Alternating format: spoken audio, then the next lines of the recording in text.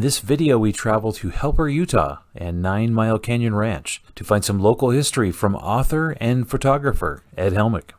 On a recent camping trip to 9 Mile Canyon Ranch near Helper, Utah, we stayed at the only allowed campground in the canyon. This is a working family ranch, which has accommodations for people to camp at the ranch or stay in the ranch house itself. After we arrived and I finished setting up our trailer, I spotted a familiar Jeep that belongs to friends of ours, Ed and Janice Helmick of Springville, Utah, so I went over to say hi. Ed and Janice were documenting the rock art and history in the 9 Mile Canyon area and shared some details about the book.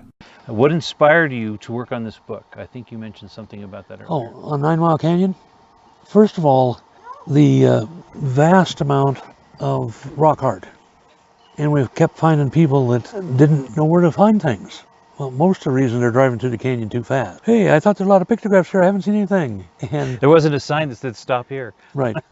And it was only recently, like in June, that some of the sites got signage. Prior to that, the only site that had signage was the first site that you've been to, Daddy's Canyon, and the Great Hunt Panel.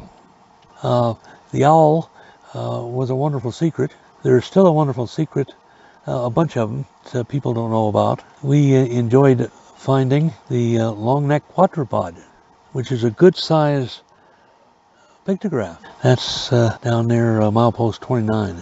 Anyway, part of it was certainly helping other people find the interesting points. It kind of grew out of that. But following that was the discovery of the very rich, classic Old West history. When they put this road through, the United States Army, 1886, as a supply route for Fort Duchesne, because they're having some Indian problems up that way. This was the shortest route. And the 9 Mile Canyon Road is actually, you look at it on some maps, includes Gate Canyon. When they developed that road into a wagon road, it turns out that up in the Uinta Basin, they discovered gilsonite. I don't know if you're familiar with it. I don't know what that's used for. It's kind of a tarry substance, so you can make gasoline out of it and rubbery type parts and so forth. These wagons that were carrying supplies up to the Uinta Basin were coming back with gilsonite. In addition, it was stagecoach, like the old-fashioned stagecoach for somebody wanting a bus trip, you know. And there were at least 5 that I know of, stagecoach way stations. Change horses. Like a day's trip away from each other? Okay. Yeah. And of course, just like when an interstate goes in and next to a town, it brings the good, bad, and the ugly. You know, it brought some merchants, bought some thieves. Cadillac rustling was very common. Starting to look for art brings out this whole Wild West thing that's going on that was right below the surface. What amazed me was the cattle industry in the late 1800s. There was no regulation regarding grazing. This was just open land for, somebody to have a herd of cattle and put them out on government land. It wasn't until the Taylor Act of 1934 that restricted grazing. And there was extensive overgrazing, which is what prompted the Taylor Act. There were huge herds of cattle, going up and down the canyon looking for rock art. We answered a simple question and I got off on a tangent. Oh, yeah, and you read about thousands of head of cattle. Yeah. And how could that be? They took the cattle to the high country and wintered them down here or down in Price and so forth. So it wasn't confined just to the canyon. If you go up Harmon's Canyon, it's kind of a winding road, no problem for your pickup. But it gets up into what they call Big Mountain and the South Mountain, and that's where they did all their summer grazing. Our old timer guy that took us up on Big Mountain and showed us the high country, and then we came down Prickly Pear. He said, no, this is really steep. It's like, no, you got to understand, I'm a Jeeper. I know steep. But anyway. That's classic. Huh. Well, most of the ranchers, according to some of the folks that I've talked to, tried to work with and be friendly and helpful to the Indians. We're all here together, and here we are, and we all got to survive. And I guess the folks further up in the Uinta Basin were a little more hostile. Funny issue, I commented to Janice today, as you drive up the canyon, you'll notice the wooden telegraph poles turn to metal. smaller metal poles. And the reason was the Indians were taking the telephone poles for the wood, or telegraph poles. So you came down, you started doing some rock art discovery and documenting some of that. You already had the inspiration to come down here and get all this stuff. Yeah, yeah. And I had given Ben a copy of our book on the San Rafael Swell. This example of what we do, and now we want to do something similar for 9 Mile Canyon. He liked the idea. As a trade-off for letting us camp here, I've done some photo work for him, the interiors of the cabins, because they're pretty spectacular. If the one down by the restroom, if you've got a glass window in the door, take a look inside there. We should do that. It's really nice. Yeah, last time there were people staying, so that would have been awkward. Yeah. Oh, yeah. Well, that's good. I'm glad. We've only seen the law out here once, though, all the times that we've been coming this year. So what is the time span that you're expecting to cover in this investigation? Is it like from the 1800s up to now, or is there a range where you're interested in? Probably up to 30s. You know, some of this ranch property was, active ranchers into the 50s and the 60s. Then it kind of died out. Harper, the town of Harper, was abandoned in 1930. I think I mentioned to you in 1910, the census had 130 people living in. That's right, down in the valley. And it's hard to imagine now when you come around the corner, there's two old buildings, and you drive on through it. And there was some early trappers in the early 1800s. There's some evidence of that. First folks to bring cattle into the area actually were from Nephi.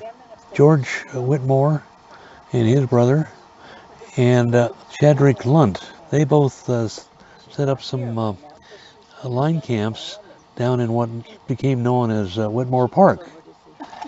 Shadrach Lunt pushed cattle on down the canyon to Gate Canyon and established a ranch there that first showed up on an 1886 survey map. So he's kind of credited with having the first ranch. Oh, I see. That ranch is actually what's referred to as Nutter's Ranch today. That ranch has an interesting history behind it. It's changed hands several times. But is that the kind of stuff that you're putting in the book? Yeah, it lists homesteads and and what was going on there with a little historical note, and then rock art as well, because I wanted to bring in that homestead history. I'm guessing you're going to put in here how this ranch came to be? Well, yes, in regard to the Meads. And there's notation. People drive right past and didn't notice it. When you're coming from Wellington, about 6 miles, there is a kind of a dugout house on the left side of the road as you're driving up. And it's kind of fallen down, just the walls now. First time we saw it was in better condition. Anyway, that's where Ben was raised when he was a kid. And Norma has the story of going there and having dance parties, and they moved all the beds to one side of the room. Interesting stories like that. What's your schedule on your book? When are you figuring that we are behind schedule, and the mice didn't help any.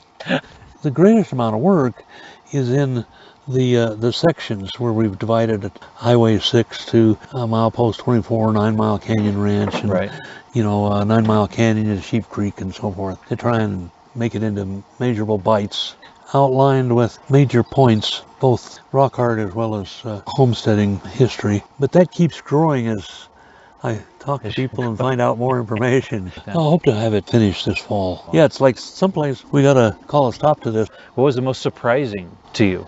Well, I really hadn't thought at all, because it wasn't in that industry, the cattle industry, how free ranching was in the 1880s. And then it brought about overgrazing, and it brought about government regulation. But, what a deal. Get a few head of cattle, let them multiply, free government land, and then you can homestead a cabin if you put in a door and window. It's classic West with a few classic Old West stories. Is there an area of interest that you're in that you want to share about making the project? The amazing history. Yeah. For example, I mentioned George Whitmore. He developed, several thousand head of cattle. He later served as a state senator He was asked to run for governor, but his health was turning bad at that time. There's a huge mansion in Nephi, the Whitmore Mansion. Well, it's huge in the 1880s standards, kind of amazing. Shedrick Lunt, he has a home that was designed and built by the same builder. But you think about these people bringing cattle from Nephi. There's so many stories. You don't have any stories of the prehistoric Indians, because all they did was leave pictures on a wall. You've got to have the leisure time to do this, and there's so much of it. Or was this just a separate class of people that, the rest of the tribe's doing well, so they take care of the artist? I don't know. What was their values then, You get down into the more recent times. Gate Canyon was called Gate Canyon because there was an arch across the canyon, which would really be neat if it was still there today. The wagon traffic underneath, the wagon wheels, had metal rims, and supposedly they created some vibration. There was a few rocks falling off this arch. So they became concerned that it was going to fall down. And there's two stories. Local homesteaders, they hired someone to blow it up. But there's another story that the Army blew it up for the same reason, but with cannons for training practice. I've seen a picture, the rock wall where they missed the arch, but there's a hole where the cannonball struck. Gate Canyon, I don't know if you've driven up that way or not. The first 5 miles is windy and tight. The story was the Army was bringing a large payroll. They had a detachment of soldiers to protect it. Word was out that this was going to happen. Some outlaws had the idea of stealing it. And then someone let the Army know about this plan. Then they doubled the number of troops escorting this wagon. And so the bad guys backed off and didn't execute their plan. The legend is Butch Cassidy told on him because he didn't want to get blamed for it. Talk about Butch Cassidy, one of our favorite stories is Butch stopped at a ranch. And it wasn't 9 Mile Canyon, it was elsewhere here in Utah. He says, yes, and this might be the last night. Bankers coming to foreclose tomorrow. Butch says, how much money do you need? $500.